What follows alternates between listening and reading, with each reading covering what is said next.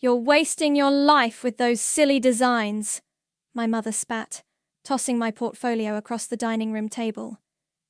The carefully arranged sketches scattered like autumn leaves, some floating to the floor where coffee had spilled earlier. I watched a particularly detailed evening gown design land in the brown puddle, bleeding ink across the marble tiles. My name is Stacy, and that was the last dinner I ever had with my family. Mom, please, I said, dropping to my knees to gather the drawings. These aren't just doodles. I've been accepted to the Fashion Institute. I can make this work. Make what work? Stephanie, my older sister, smirked from her seat.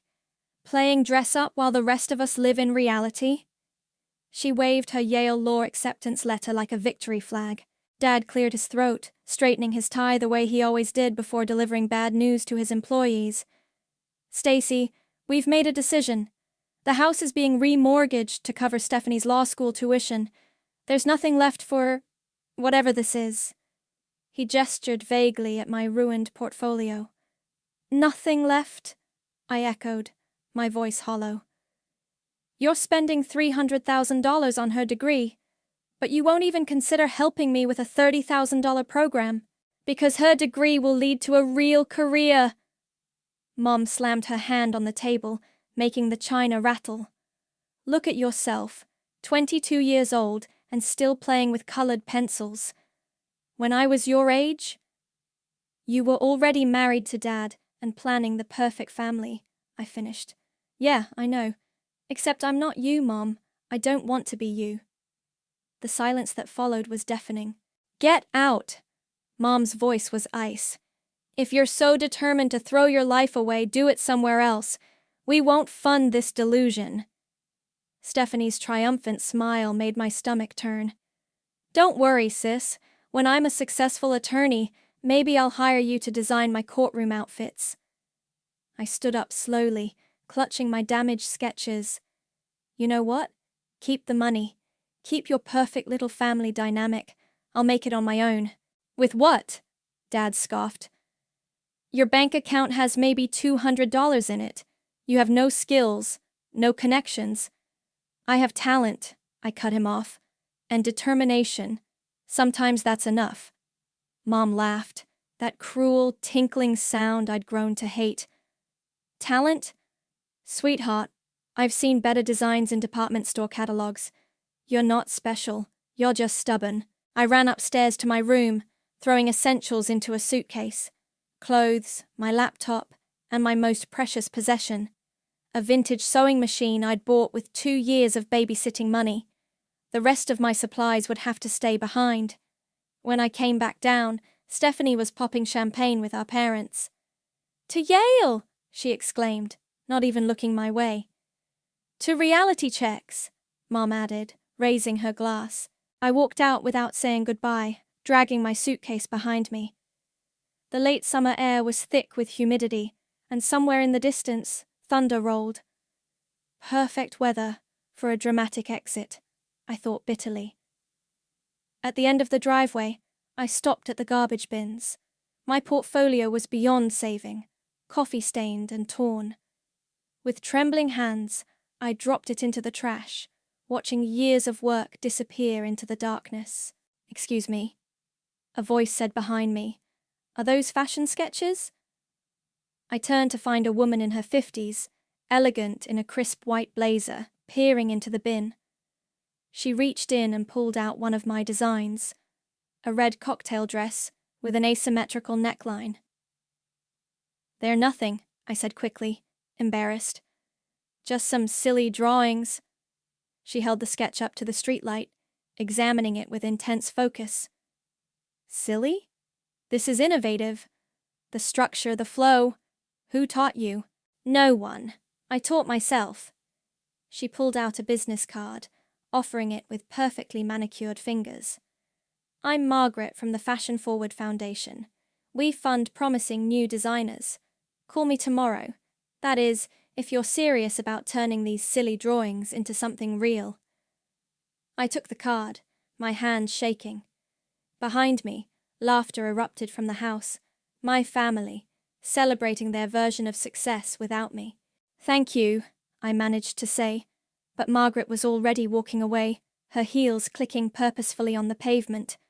I looked down at the card, then back at my childhood home.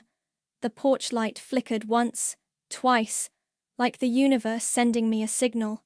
Sometimes the world has a funny way of catching you when you fall. Or maybe it's just karma, setting the stage for what comes next. I pulled out my phone and booked a one-way ticket to Los Angeles. It was time to show them exactly what silly drawings could become. Los Angeles wasn't kind in those first few months. I worked the morning shift at a coffee shop, the afternoon shift at a fabric store, and spent my nights hunched over my sewing machine in a cramped studio apartment I shared with 2 other girls. "Order up!" I called out, sliding a latte across the counter. The customer, a fashion blogger I recognized from Instagram, didn't even look up from her phone. I watched her walk away in a dress that probably cost more than my monthly rent. During breaks, I sketched designs on napkins and receipt paper. My manager caught me once, rolling her eyes. "Honey, we all have dreams in LA. But right now, you're paid to serve coffee, not daydream." That night, I posted my first design on Instagram under the name Iris Noir. Just a simple black dress with an unexpected cutout back. No face, no real name, just the design speaking for itself. 3 likes, 2 from bots. "Keep going," Margaret had said during our first meeting at the foundation. "Success isn't overnight. It's built in the quiet hours when everyone else is sleeping." So I did. I worked, I designed, I posted. Day after day, piece by piece. Then came the message that changed everything. "OMG, is this available for purchase?" The notification lit up my phone at 2 a.m. The sender was a minor reality TV star with 500,000 followers. I nearly dropped my coffee pot the next morning when I saw her follow-up message. "I need this for an event next week. Name your price." I stayed up all night sewing, my fingers bleeding from pinpricks. The dress cost me $89 in materials. I charged $500 and felt guilty about it. She posted a photo wearing it. By midnight, my inbox had exploded. "Stacy!" a familiar voice called out across the coffee shop a week later. "Stacy! Oh my God!" I looked up to see Greta, my best friend from high school, waving frantically. She'd moved to LA years ago to work in PR. "I can't believe it's you!" She hugged me tight, then pulled back. "Wait, why are you working here? I thought you'd be living my dreams?" I laughed bitterly. "Yeah, well, dreams need funding." Her eyes narrowed. "Hold up, are you Iris Noir?" I nearly dropped the coffee pot. "How did you—" "The design style. I'd know it anywhere. That dress that went viral last week? Pure Stacy." She grabbed my arm. "We need to talk. Now." Over my break, I showed her my Instagram page, my sketches, my tiny workspace at home. "This is incredible," she said, scrolling through the orders piling up in my DMs. "But you're doing it all wrong. You need a website, a business plan, a proper PR strategy." She looked up at me. "Let me help. I can't pay you. Give me 10% of the business, and we'll call it even." Within a month, Iris Noir had a sleek website and a waiting list. Greta's PR magic turned my anonymity into mystique. The designer who lets the clothes speak became my trademark. Then came the message from Kaysen Murray. "Dear Iris Noir," it read. "I represent a private investment group interested in emerging designers. We've been watching your growth with interest. Attached is a preliminary offer for funding, contingent on one condition. You maintain your anonymous brand identity. We believe it's your strongest asset." The number in the attachment made me dizzy. "It's legitimate," Greta confirmed after making some calls. "Kaysen Murray is known for spotting underground talent. But why the anonymity clause?" I thought about my family, about Stephanie's smug face, about my mother's dismissal of my silly designs. Because sometimes the best revenge is letting people wonder, I said, signing the contract. That night, I checked my sister's Instagram. She'd posted a long rant about homeless people in LA, not trying hard enough to improve their lives. The irony wasn't lost on me as I counted the coins for my bus fare home. 6 months later, Iris Noir opened its first boutique. I watched from across the street as fashion editors and influencers lined up around the block. Nobody knew that the mysterious designer was the same girl who'd served them coffee months before. My phone buzzed. A text from Greta. "You should be in there." "Not yet," I replied. "This is just the beginning." I walked past the store, just another face in the crowd, and caught a glimpse of my designs in the window. Clean lines, bold choices, undeniable talent. Everything my family said I didn't have. Sometimes success is the sweetest when nobody knows it's yours. At least, not yet. I pulled my jacket closer and headed home to keep working. After all, empires aren't built in a day. They're built in secret, one stitch at a time. "Miss Noir, your 9 o'clock is waiting." My assistant's voice crackled through the intercom. I smiled at the formality, 8 years later, and it still felt surreal hearing that name. From my office on the 48th floor, Los Angeles sprawled out like a glittering carpet. 300 employees worked below me now, none knowing their CEO's real identity. Even the cleaning staff had signed NDAs. "Kaysen," I greeted my COO as he entered. "What's so urgent?" He placed a thick folder on my desk. "The Morrison Group acquisition is complete. We now own controlling interest in Pacific West Lending." "A mortgage company?" I raised an eyebrow. "That's quite a departure from fashion." "Diversification is key," he replied with his characteristic poker face. "Though there's something specific you should see." He flipped to a page marked with a red tab. "This property." My heart stopped. There it was, my childhood address, listed under high-risk mortgages. "Your family's house," Kaysen said quietly. "They've missed 3 payments." My phone buzzed. A Instagram notification. "Stephanie Ellis Law tagged you in a post." I opened it, my jaw clenching. There was my sister, perfectly posed at our parents' annual Sunday roast. The caption read, "Another successful week. Just won a major trademark case. So blessed to have such a supportive family." "Blessed and grateful, your lawyer life." The comments were full of relatives praising her success. Aunt Linda, "So proud of you, a real career woman." Uncle Rob, "That's our girl, making the family proud." "Pull up Stephanie's financial records," I told Kaysen. His fingers flew across his tablet. "She's drowning in debt, student loans, credit cards. She's been borrowing money to maintain appearances. The trademark case? She lost it. Her firm is considering termination." I leaned back in my chair, processing this information. "And our parents?" "Remortgaged the house to help cover her law school debts. Current market value is about $800,000. They owe $950. A knock at the door interrupted us. Greta burst in, her face flushed with excitement. "Have you seen the latest numbers? Iris Noir just hit $1 billion in annual revenue. We need to—" She trailed off, noticing the tension. "What's wrong?" I handed her my phone, open to Stephanie's post. She scrolled through it, her expression darkening. "Still playing perfect princess, I see. Want me to leak those financial records to page 6? "No," I said, standing up. "I have a better idea." I turned to Kaysen. "What happens if Pacific West raises their interest rates?" He adjusted his glasses. "Under the terms of their mortgage, we could legally triple their monthly payments." "Do it." "Stacy," Greta warned. "Are you sure? This is justice," I finished. 8 years ago, they chose to bet everything on Stephanie. Let's see how that bet pays off."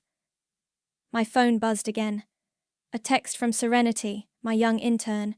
"OMG! Someone just came in wearing an original Iris Noir to their divorce proceedings. Justice in style. I couldn't help but laugh at the timing. There's more, Kaysen added. Your father has been trying to network his way to a meeting with Iris Noir. Apparently, they want to appeal directly to the CEO for leniency. Decline it, Greta said automatically. No, I replied, surprising them both. Accept it, but not yet. Let them sweat a little first. I walked to the window, watching the fashion district bustle below. Somewhere down there, a young designer was probably sketching dreams on coffee shop napkins, just like I once did. Send them a formal notice, I instructed. Give them 30 days to bring the account current. When they can't, have them submit a written appeal. I want to see them grovel. That's cold, Greta said admiringly. I love it. My office door opened again. Ms. Noir? Serenity poked her head in. The Vogue team is here for the winter collection preview. Tell them I'll be right there. I turned to Kaysen and Greta. Let's keep this quiet for now. I want to handle it personally. After they left, I opened Instagram one more time. Mom had commented on Stephanie's post. So proud of my successful daughter. Some people choose the hard road, but you chose wisely. I clicked on my own profile, the mysterious Iris Noir, followed by millions, face never shown. My latest post was a black evening gown, sophisticated and sharp, like a weapon dressed in silk. The caption read, "Success is the best revenge." The comments flooded in. Queen. Iconic. How do you keep outdoing yourself? If they only knew. I grabbed my designer sunglasses and headed to the conference room. Time to show Vogue the new collection. Designs that would be in every major store window when my family's house went into foreclosure. Sometimes Karma needs a little help getting dressed. What do you mean? Triple. Dad's voice echoed through my office speakerphone. I sat silently in the dark, listening to the conference call between my parents and Pacific West's automated customer service. As per Section 12B of your mortgage agreement, the new ownership reserves the right to adjust interest rates with 30 days' notice, the representative droned. This is ridiculous, Mom cut in. We've been customers for 20 years. Where's your humanity? I muted my end of the line, sipping my coffee. The same coffee shop where I'd once worked now catered exclusively to Iris Noir's headquarters. I understand your frustration, Mrs. Get me your supervisor. No, get me the CEO. This is highway robbery. I apologize, but Iris Noir doesn't take personal appointments. I nearly choked on my coffee. The representative had just accidentally revealed the parent company's identity. On my other screen, I watched their Google searches spike. Iris Noir CEO. Iris Noir company owner. Iris Noir real name. My phone lit up with a text from Stephanie. Mom's hysterical. Need your legal expertise now. I forwarded it to Greta, who replied with a cry-laughing emoji. A knock at my door. Ms. Noir. Serenity entered with a stack of papers. The appeals are starting to come in. Your family's is on top.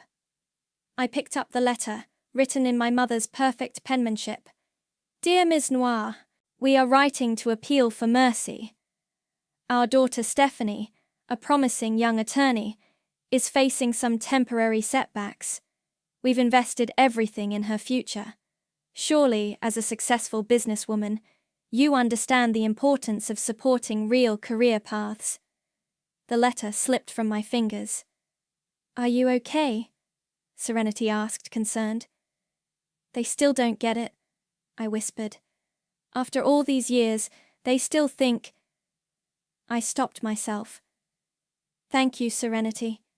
That will be all. Later that afternoon, Greta burst into my office. You need to see this. Stephanie just posted a TikTok rant about predatory lending practices.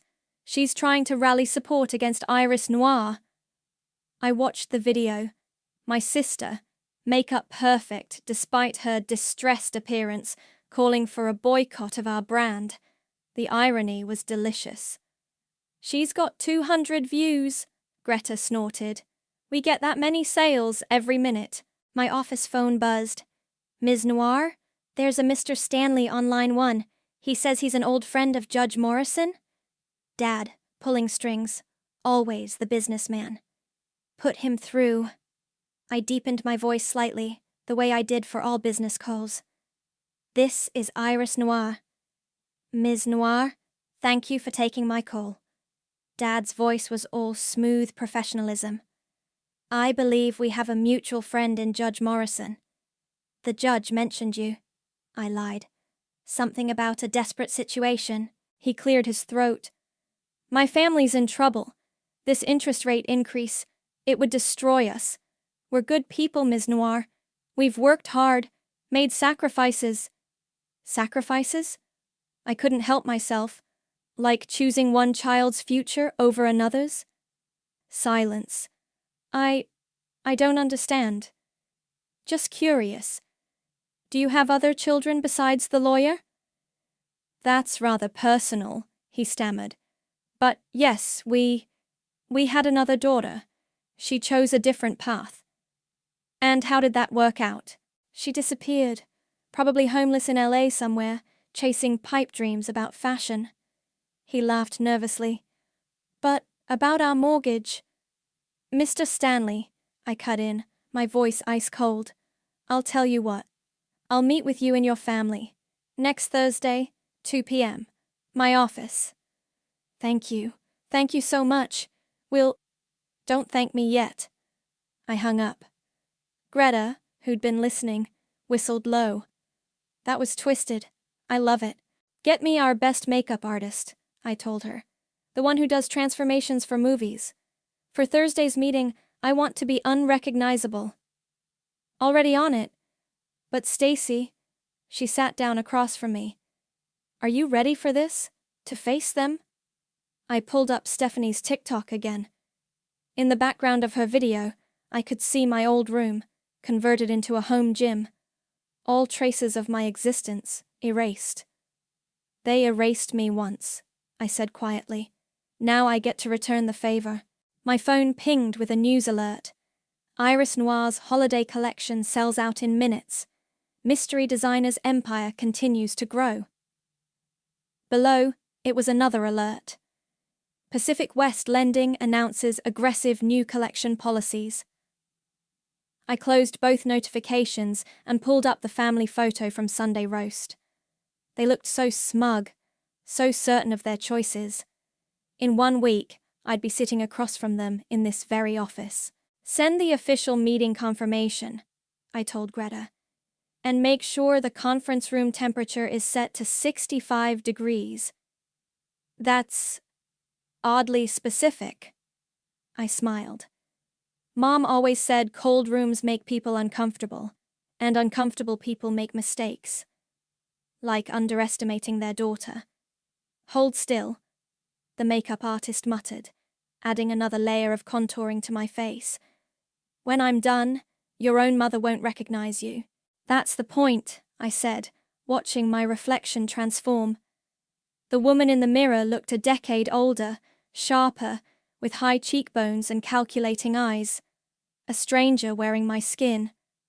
Greta paced behind me. "They're in the lobby. Your mother's wearing that awful pearl necklace she always bragged about. The one she promised would be mine if I grew up to be somebody." I laughed. How fitting. A knock at the door. Serenity entered, clutching her tablet. "Ms. Noir, I was organizing the design archives and found something interesting."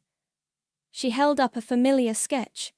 My red cocktail dress from that night 8 years ago, coffee stains still visible on the edges. "Where did you find this?" "Margaret from the Fashion Foundation donated her entire collection to us last month. She passed away last week." My chest tightened. I hadn't known. "She left a note with this sketch," Serenity continued. "Sometimes the greatest acts of kindness are simply believing in someone when no one else will." "Ms. Noir?" My assistant's voice crackled through the intercom. The Ellis family is getting restless. I stood up, smoothing down my black designer suit. One of my own creations, naturally. Let's not keep them waiting. The walk to the conference room felt like floating. Through the glass walls, I could see them. Mom nervously adjusting her pearls, Dad pretending to check his phone, Stephanie in a knockoff designer suit, trying to look important. Remember, Greta whispered, you're Iris Noir. You're untouchable. I entered silently, letting them squirm for a moment before speaking. Mr. and Mrs. Ellis, Miss Stephanie, please, sit. Ms. Noir, Dad started, extending his hand. I ignored it. Let's discuss your situation. I opened their file. 3 missed payments, multiple late fees, a history of refinancing to fund. What exactly? My daughter's law degree, Mom said proudly. She's very successful. Is she? I slid across a printout of Stephanie's credit report.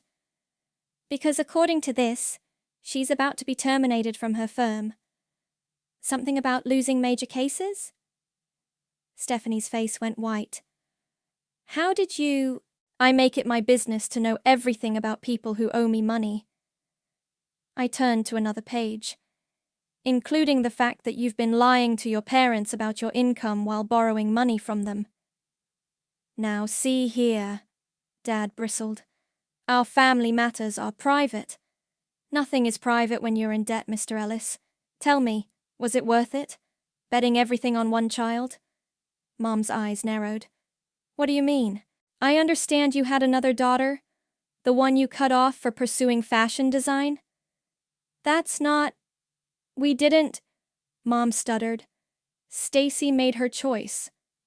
And how's that choice looking now? I gestured to the office around us. The fashion industry seems to be doing quite well. What does this have to do with our mortgage? Stephanie snapped.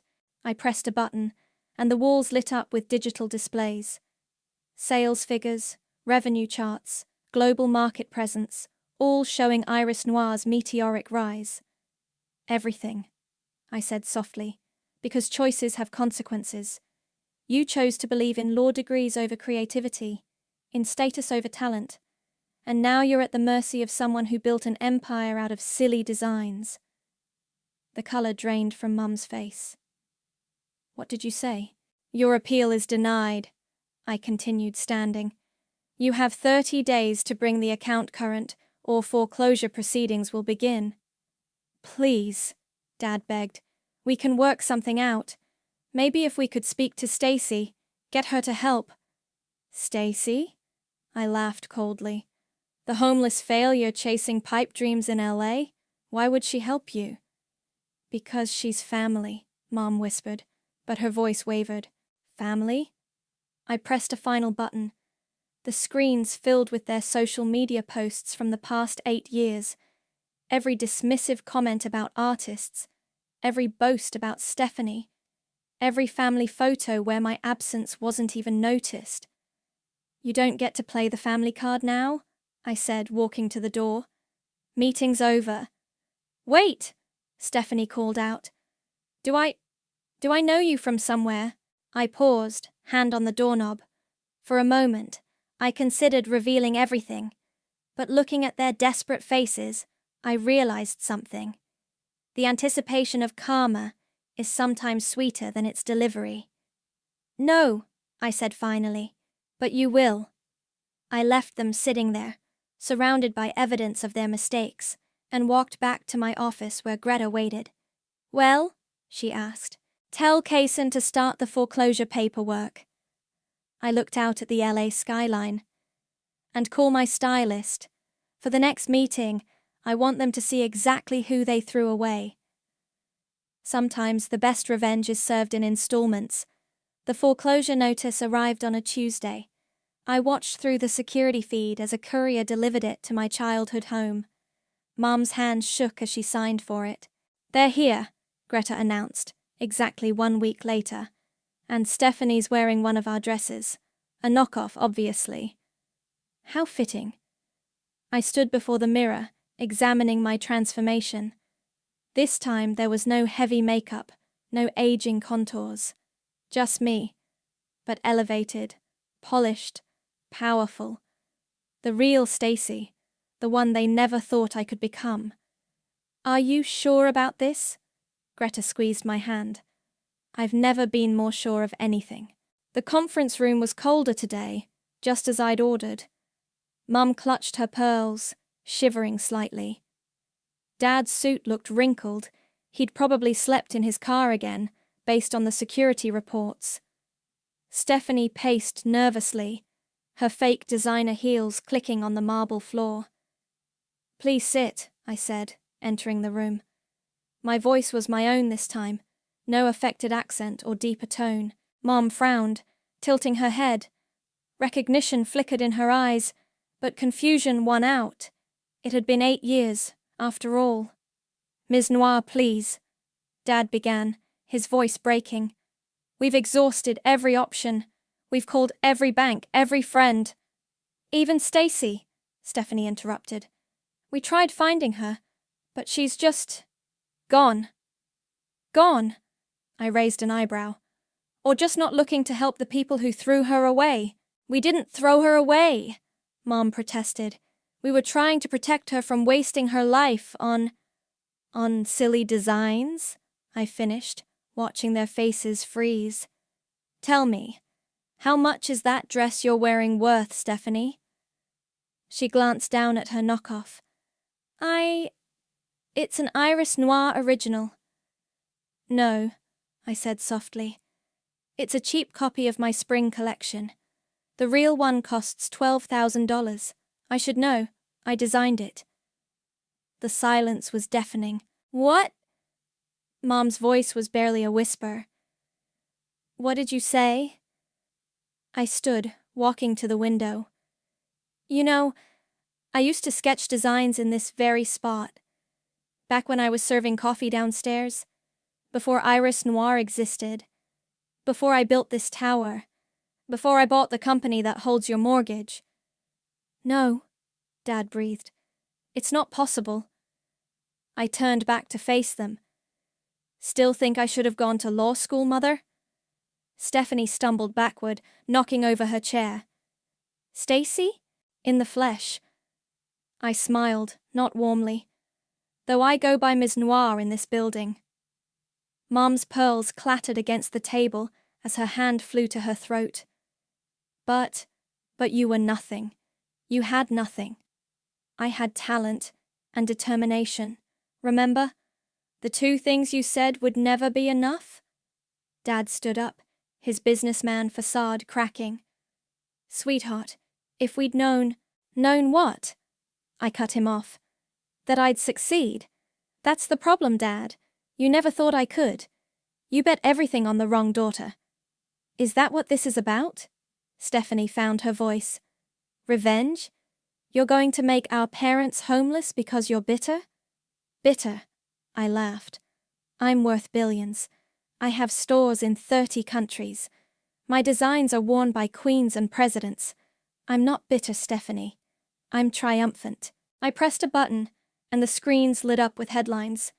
Iris Noir, the billion-dollar mystery. Fashion's most enigmatic success story.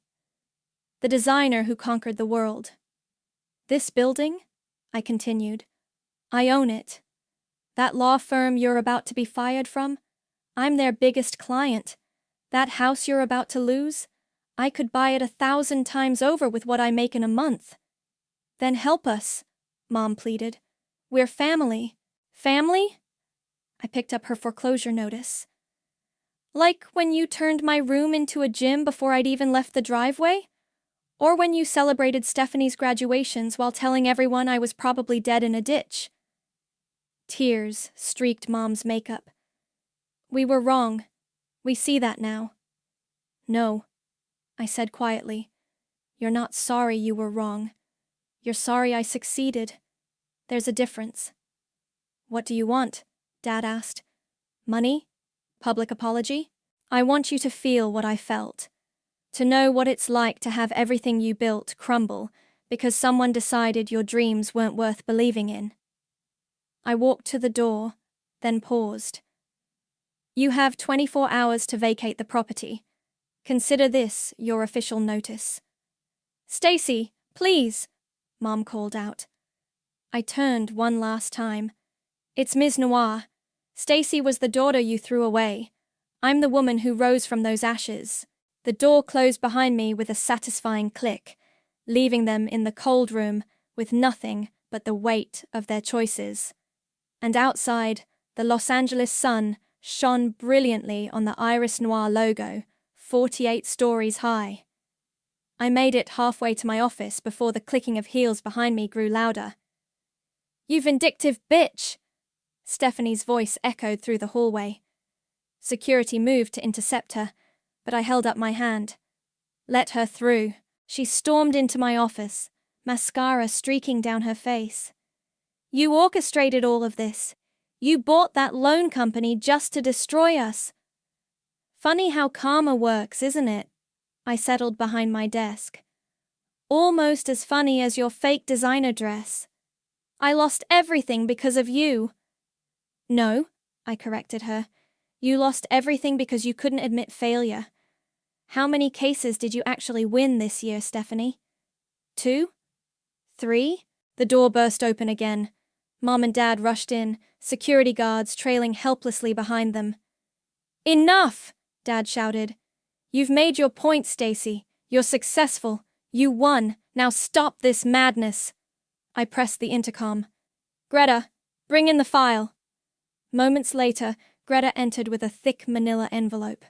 She shot my family a disgusted look before placing it on my desk. What's that? Mom asked, her voice trembling. 8 years of receipts. I started laying out papers. Every nasty social media post. Every time you told relatives I was probably dead or homeless. Every celebration photo where you proudly proclaimed having one perfect daughter. Every loan you took out to maintain Stephanie's facade of success. We were worried about you, Mom whispered. Really? I pulled out my phone, playing a saved voicemail. Mom's voice filled the room. Honestly, Linda, it's better she's gone. At least now we can focus on our real achiever. Mom's face crumpled. I didn't mean... You meant every word. I stood up. Just like you meant it when you said I'd never be more than a seamstress begging for coins. Stephanie slumped into a chair. So what happens now? You throw us out on the street? Destroy our lives completely? You did that yourselves. I walked to the window. The house goes up for auction next week. Stephanie's firm will receive an anonymous tip about her falsified case records. And you, I turned to my parents, will finally understand what it feels like to have nothing. We're still your parents, Dad tried. Parents? I laughed. Parents support their children. Parents believe in dreams. You were just investors who backed the wrong horse. And what about you? Stephanie shot back. Living behind a fake name, hiding your face for years. Some success story. I hid because I wanted to succeed on pure talent, I replied. No family connections, no handouts, no advantages, just skill and determination. The 2 things you said I lacked. Please, Mom stepped forward. Give us another chance. We can be a family again. A family? I pressed another button on my desk. The walls lit up with photos. Me at fashion shows, accepting awards, opening stores worldwide. I built my own family. People who believed in me. People who saw my worth. The door opened again. Serenity entered, freezing when she saw the scene. I'm sorry, Ms. Noir. I didn't know... It's okay, Serenity? What is it? Vogue is here for your cover shoot. They're waiting in the studio. Mom's eyes widened. Cover shoot? Yes, I smiled. Iris Noir is finally revealing her identity. Imagine the headlines. Disowned daughter builds billion-dollar empire. You can't, Stephanie gasped. The humiliation. The truth, I corrected. Sometimes it hurts worse than any revenge.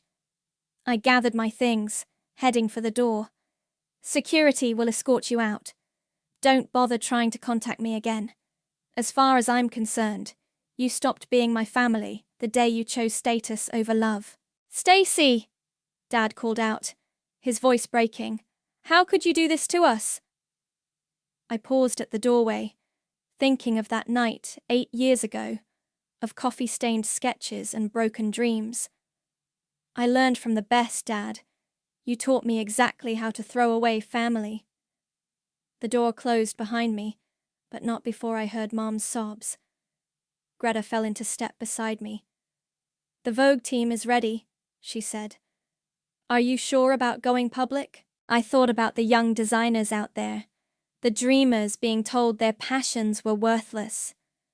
Yes, it's time the world knew that sometimes the biggest success stories start with someone saying you'll never make it. We walked toward the studio, leaving behind the wreckage of my former family. Sometimes revenge isn't about destroying someone else. It's about rebuilding yourself so completely that they don't recognize what they threw away. And sometimes the best revenge is letting them watch you shine. The Vogue cover hit newsstands on a crisp autumn morning. My face, proud, unapologetic, and very much alive, stared out from every magazine rack in the country. The designer they doubted, Iris Noir, reveals all. The phone hasn't stopped ringing, Greta said, dropping a stack of messages on my desk. Every talk show in America wants you. Ellen, Oprah, The View. I was about to respond when Serenity burst in. Ms. Noir, you need to see this. She held up her phone. A GoFundMe page titled, Help the Ellis Family Recover. The description, written by Stephanie, painted a tragic tale of a vengeful daughter destroying her loving family over a simple misunderstanding. It has $12, Serenity added, and one of those was from me because I felt bad. I couldn't help but laugh. Have you checked on them? They're staying at a Motel 6 off the highway, Greta reported. Stephanie's been disbarred for ethics violations. Your mother tried selling her pearls, but they turned out to be fake. The irony wasn't lost on me. Ms. Noir, my assistant's voice crackled through the intercom. There's a young woman here. Says she was kicked out by her parents for wanting to be a painter. I stood up immediately. Send her in. The girl couldn't have been more than 18, clutching a worn portfolio much like I once had. Her eyes widened when she recognized me from the magazine cover. I'm sorry, she stammered. I read your story, and I thought maybe... Show me, I said softly. She spread her paintings across my desk, vibrant, raw, full of the same hunger I once had. My parents say art isn't a real career. They won't help with art school, and you're not going to let that stop you. I pressed the intercom again. Call the foundation. Tell them we have our first scholarship recipient. The girl's eyes filled with tears. Really? Really? I handed her a tissue. On one condition. When you make it, help the next dreamer they try to silence. After she left, clutching acceptance papers and crying happy tears, Greta gave me a knowing look. That was you, wasn't you? 8 years ago? Maybe, I smiled, but she'll write her own story. My phone buzzed, a text from Dad. The motel wants us out. Please, just talk to us. Delete. Another buzz. Mom this time. I sold my wedding ring. Was that worth enough revenge for you?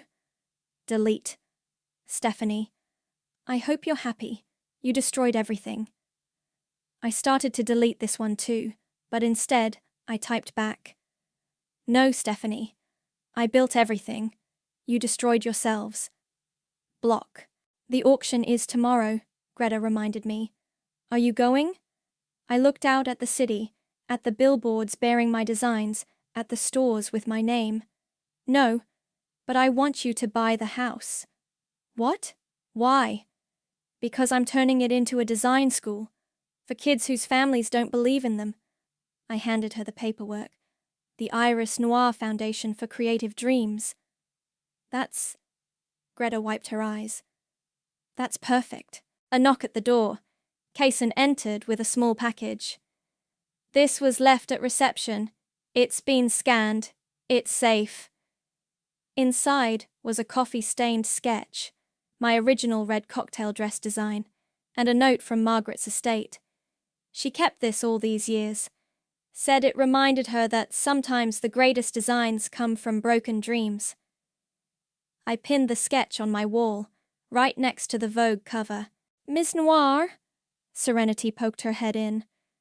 The Today Show is calling again. They want to know what you'd say to your family if they're watching. I thought about it for a moment, then smiled. Tell them I'd say thank you. Thank you? Greta looked shocked. Yes. Thank you for teaching me that the only approval I needed was my own. Thank you for showing me that sometimes the worst rejection leads to the best direction. And thank you for proving that success isn't about who believes in you at the beginning. It's about who you become despite them. I picked up a pencil and started sketching. A new design was forming. Something bold, uncompromising, free. And Serenity? Tell them one more thing. What's that? Tell them that sometimes the best revenge isn't about getting even. It's about getting better, and then helping others do the same. Outside my window, a young designer walked out of the building, clutching her acceptance papers, ready to prove someone wrong. Just like I did. Just like I always will. Because some dreams are too beautiful to silence, and some victories are best celebrated by holding the door open for those coming up behind you. That's the real power of revenge, turning it into revolution.